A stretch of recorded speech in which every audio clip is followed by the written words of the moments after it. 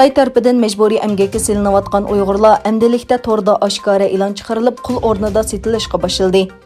E'londa odamning g'azabini keltiradigan ifodalar qo'llanildi. Türk jurnalist Muhammad Ali Önel ommaviy taratquv hisobida ham bahrilagan Xitoycha e'lonlarda Uyg'ur yoshlari qul o'rnida setilish uchun tunishtirilgan. U uchurida nola qilyapmiz. Sharqi Turkistonda irqiy qirg'inchilik yuz beryotdi dedi. Bu turdagi e'lonlarning birida nurg'unlagan muvofiq bahodagi Uyg'ur emgakchilarining borligi va eng kichikining 16 yoshda ekanligi aytilgan. E'lonlarda bu kishilarning terrorlikqa qarshi turish tarbiyasidan o'tganligi ta'kidlangan. Halbuki Xitoy yillardan buyon atalmış terrorlikqa qarshi turish nomida Uyg'urlarni bostirib kelmoqda.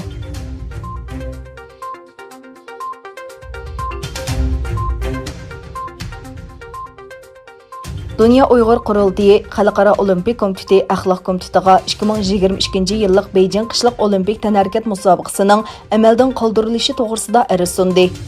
Dünya Uyghur Qurultiyi advokat Michael Polak orqali Xalqaro Olimpik Komiteti Axloq Komitetiga rasmiy arz sundi.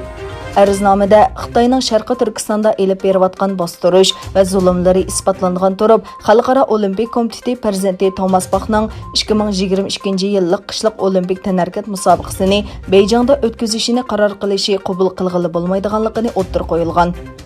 Yana bir tarafdan Beijingda olimpik o'tkazish Uyg'ur va boshqa musulmon xalqning ziyonkashlikka uchrashini qo'llash bo'ladiganligini bayon qilgan murojaatnomada Xalqaro Olimpik Komitetining bu kishilik huquq dasturchilikka bevosita qatnashadiganligini ko'rsatildi. Murojaatnomada yana olimpik o'tkazilmoqchi bo'lgan tayyorliklarda Sharqi Turkiston xalqining qul bo'lib ishlaydiganligi va buning uchun ko'chishga majburlanganligi bayon qilingan. Dünya Uyghur Qurultiyi raisi Dolqun Aysa 2022 yillik qishliq olimpik tanharkat musobaqasini Beijingda o'tkazishning olimpik kelishimiga xiloflik ekanligini bayon qilib mundaq dedi. Agar Xitoyning 2022 yillik qishliq tanharkat musobaqasini o'tkazishiga yo'l qo'yilsa, u olimpikning asosi bo'lgan qimmat qarashi va prinsiplaridan bilib turib voz kechganlik bo'ladi.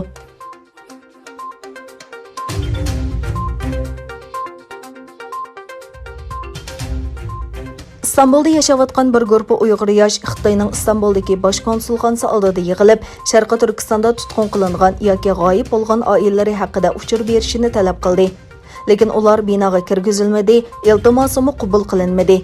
Xitoyning Anqaradagi bosh elchisi Dangli yaqinda taratqularning ziyoratini qabul qilganda, Anqarada bosh elchixonamiz va Istanbuldagi konsulxonamiz qo'limizdan kelishicha Turkiyadagi Xitoy fuqarolarining butun ishlarini hal qilishga tayyor degan edi. Uyg'ur yoshlar Xitoy elchisining yuqorqi so'zlariga asosan konsulxona oldiga yig'ilib oilasining uchurlarini talab qildi. Konsulxona oldida so'z qilgan faoliyatchilardan biri bu yerdan butun islom olamiga, bo'libmi turk dunyosiga xitob qilaman.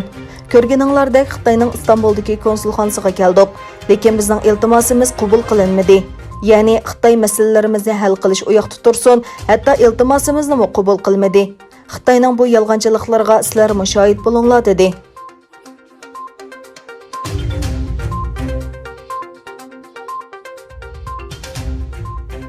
Hindiston Tashqi ishlar ministrligi Xitoydan 6 oyda to'qinish yuz bergan chegara rayonlaridan askarlarni tezdan chekindirishini talab qildi.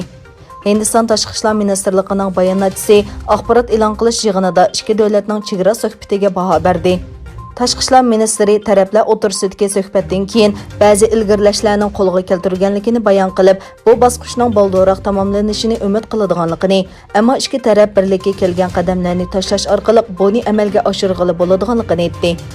Tashqi ishlar ministri Hindistonning Beijing hukumatining harbiy mavjudligini butunlay chekindirish va chegara rayonlaridan tinchlik va xotirjamlikni to'liq asliga keltirish maqsadida samimiy xizmat qilishini umid qiladiganligini aytdi.